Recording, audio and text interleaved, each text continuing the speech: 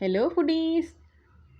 ఇప్పుడు నేను వంకాయ టమాటా ఎండు చేప కూర చూపిస్తున్నానండి. ఇందులో 2 బెండకాయలు కూడా వేశాను.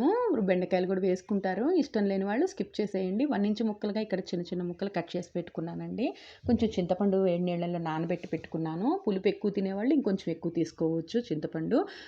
ఇట్లా ఎండు చేపల్ని నూనెలో ముందుగా వేయించి పక్కకు తీసేసుకోవాలండి. లేకపోతే కూరలో చిదురు చిదురు అయిపోతాయి అనమాట. కూర ఉడికేటప్పుడు మనం ఆఖరిలో వేసుకోవచ్చు.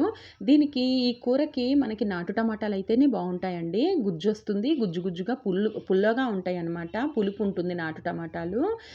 వంకాయలు 2 తీసుకున్నాను. అర డజన్ టమాటాలు తీసుకున్నానండి. నేను ఐదుగురికి చేశానండి ఈ కూర. చాలా బాగుంటుందండి. రాయలసీమ సైడ్ అయితే రాగి సంకటి ముద్దతో తింటారండి. ఈ కూర అదిరిపోతుందండి టేస్ట్. మా ఆంధ్ర సైడ్ కూడా చాలా ఇష్టంగా తింటారు. నేను ఫుల్ వీడియో లింక్ మన యూట్యూబ్ ఛానల్లో అప్లోడ్ చేస్తున్నానండి. Please check out. Okay friends, bye.